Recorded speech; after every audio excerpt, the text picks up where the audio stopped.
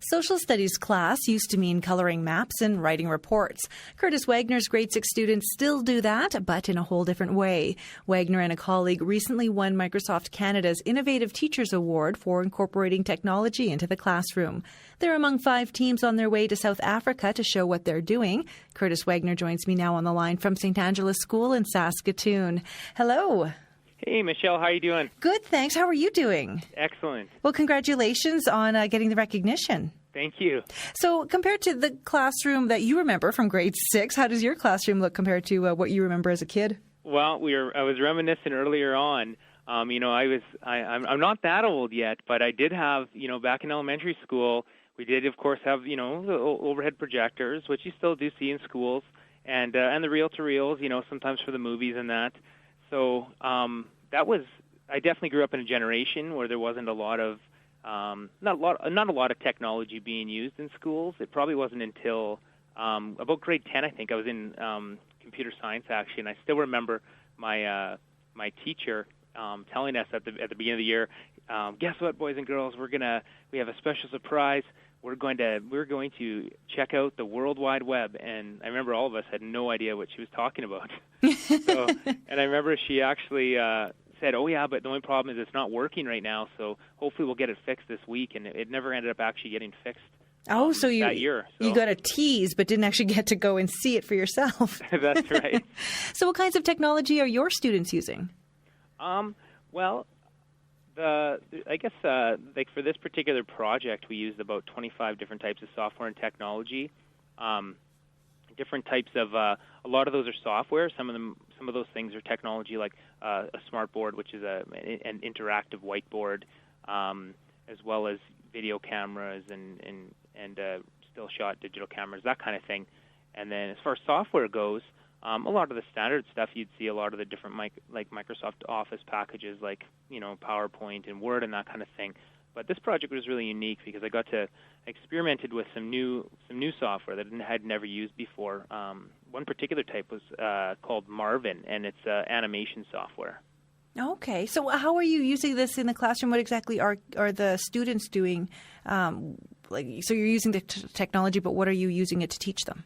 Well, basically what we did was we recently had a new social studies curriculum come out for Saskatchewan, and basically what I did with a coworker of mine, Kelly Bockless-Chuck, is we took the new curriculum and took the new unit. The new unit's called the first unit of the year is called Interactions and Interdependence, and basically took that unit and did traditionally. I mean, you could do a unit like that and have a research assignment where you do research information in books and encyclopedias, which we still did, of course, but instead of just researching with books and encyclopedias, we formed a collaboration, a partnership with some classes with some students from other parts of the world. All right, and so they connected with other students from other parts of the world, and were they able to talk to them in real time and share their experiences? Yeah, that's what we did. I mean, the project just kind of keeps evolving. It started out with just a collaboration with a school in Curitiba, Paraná, Brazil, which is in southern Brazil. And at that point, Brazil seemed like a great country to choose because they were only about 3 hours time difference, so we could do chats in real time. So what we'd do is I'd set up the 4 chat rooms and have a different curriculum outcome in each of the chat rooms. For example, one is cultural diversity and etc. And so all the kids in that chat room would talk about cultural diversity in Brazil and Canada. And then we also ended up doing a real-time video conferencing as well, which was really cool. And the kids they developed this relationship with these kids over the weeks of the project, and then to actually get to meet these kids face-to-face was a really cool experience for them. And that was meeting them face-to-face using the technology? Yeah, that's right. Now, why did you want to do this? Well, for me, it probably goes back to, like I said, I wasn't exposed to a lot of technology growing up. It wasn't until I went to university where actually I remember back to a health class that I took, and I remember going in the class, and there was like this big image projected up on the screen, and then the notes started flying out on the screen, and there was these sound effects, And I was totally engaged, and I was amazed. I'm like, what is this? And of course, later I found out that was PowerPoint. You've probably heard of it before. But I was just really intrigued by the use of technology, and I think from that moment on, I just really saw the value in using technology with learning. Do you think this is something other teachers could do soon in their classrooms? Absolutely. You know what? That's really the dream of the whole project, is that we'd be able to share it with many other teachers. It fits in with the grade 6 social studies curriculum for Saskatchewan perfectly. So any teacher can actually go on our blog address, and basically go on there. We have everything on there, from how to evaluate the unit to how to get the software. That's another big thing, is we found software that's free. So there's not a big expense. You basically just need the standard software that most schools would have, and then everything else is pretty much free downloads. All right. What's your blog? The blog is blog.scs.sk.ca/AR6. Oh. And of course, you might need the HTTP backslash in front of that as well.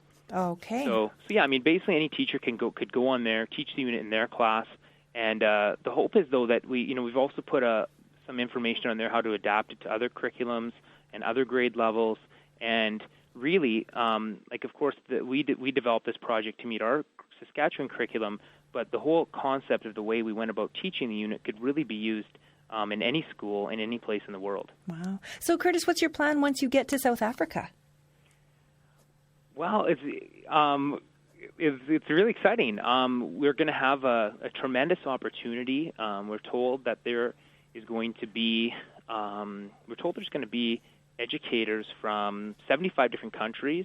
They're expecting over 500 teachers and school leaders and education thought leaders from all over the world. And so we basically go there and we compete there's 13 different global innovative education awards. And so we compete against these awards, but then we also take part in professional development there with some just world-class keynote speakers.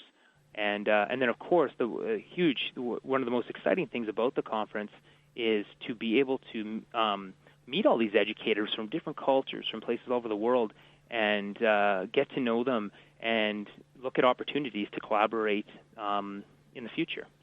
Well, Curtis, have a great trip, and thank you so much for sharing your project with us. Thanks for having me on the show. Bye-bye. Take care. That is Curtis Wagner. He's a grade 6 teacher at St. Angela's School in Saskatoon, and he was one of 10 Canadian teachers who won this year's Microsoft's Innovative Teachers Award. That's Microsoft's Innovative Teachers Award. Curtis leaves for Cape Town, South Africa on Thursday, and we have added a link to his blog. That's at the Afternoon Edition's website at cbc.ca/afternoon edition.